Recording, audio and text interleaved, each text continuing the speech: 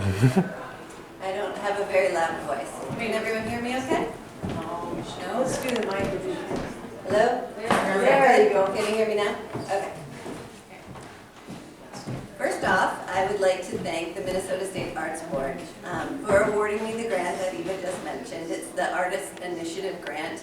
And primarily this grant allowed me to reduce my day job schedule down to 4 days a week for the last year, and that provided me enough time to produce all the work that you're seeing here. Next, I'd like to thank my generous host, Eva, who kindly offered up her living space. And it's so wonderful that she allowed this disruption to her life, and you wouldn't have wanted to see this in my loft. I'm eating all your shrimp right now. Perfect, perfect. I'd also like to thank Beth Barron. I don't see her here tonight, but she offered me 6 archival boxes of photographs, which I'll talk about a little bit more. She's also pictured in the painting that's behind the wine table when she was 14, and she gave me all these photographs that I culled, a number of which are used to create these paintings. And so it was wonderful to have that, as well as my cousin Linda, who offered her images up, and the rest of my family who didn't offer, and I took them anyway. And lastly, I'd like to thank the St. Paul artist community and the Lowertown Artist Cooperative in particular.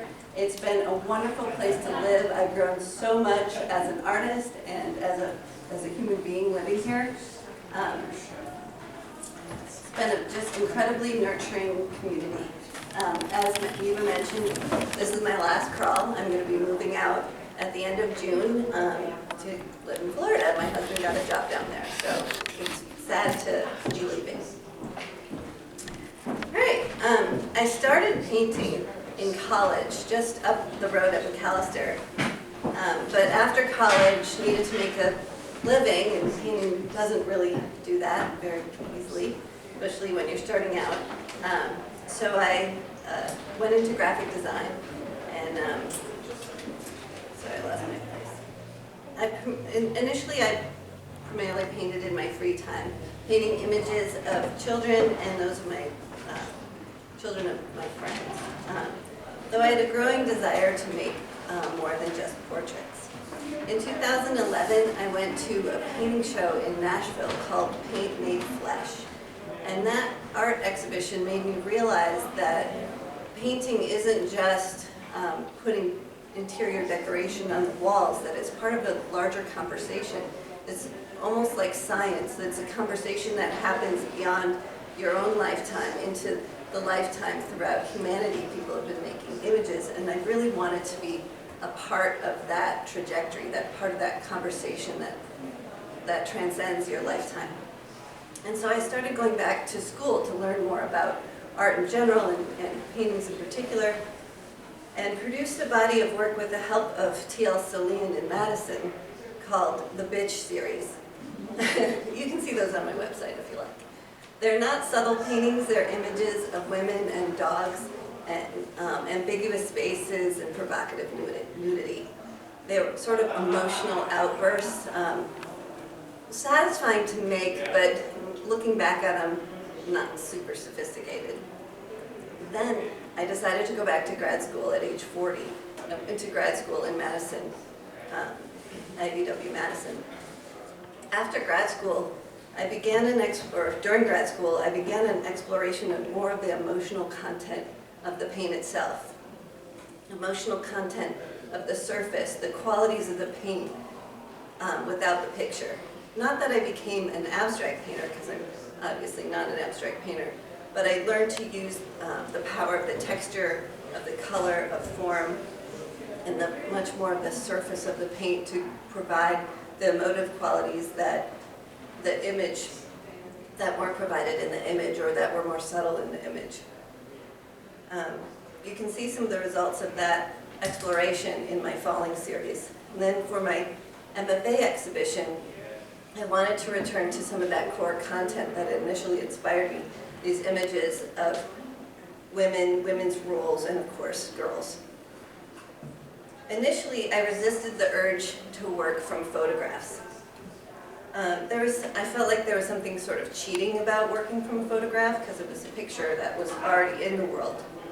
But eventually, with the help of Gerhard Richter, I got over it.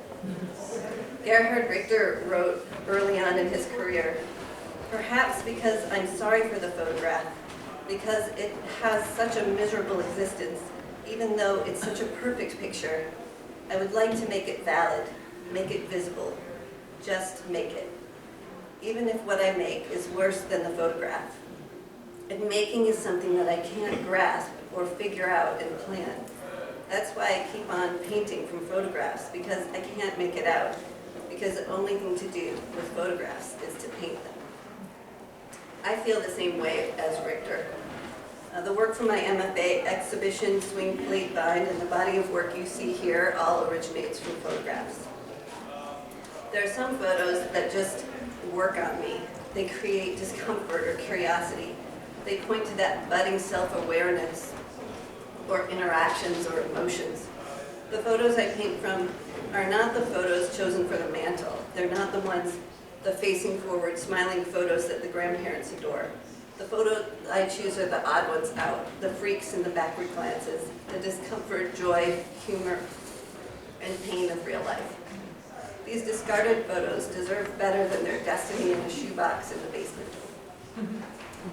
Turning to the work you see here, I thought I'd give you some backstories about these paintings. The picture that won the poster award, called At 12, was named for the photographer Sally Mann's first published body of work, also called At 12. I have her book here. This was a very inspirational body of work, and herself, as well as her other work, she's been a huge role model to me as an artist and as a human being. The photograph that I painted this from was a photo that I took myself as a 12-year-old on the last day of elementary school on the playground. I took one of those little Instamatic cameras and took it to remember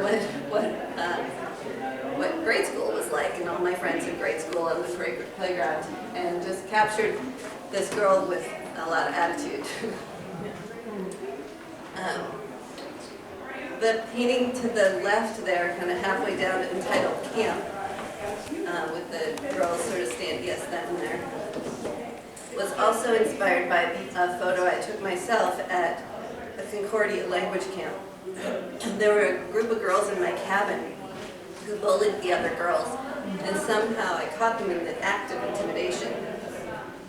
The time at camp really changed me.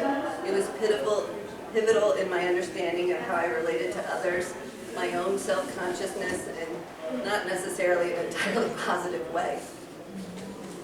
At the back of the room is a painting entitled Piece of Cake, with the girl with the sunglasses. Pictured here is a friend of mine's daughter, who's the most badass 6-year-old I've ever met. She has a curious, insightful mind and is quite a swimmer, able to swim 20 Olympic pool laps and still not wanting to leave the pool. So you may see her in the Olympics one day. All of these paintings point at feminist issues. I don't know if you could paint pictures of women and girls without doing so.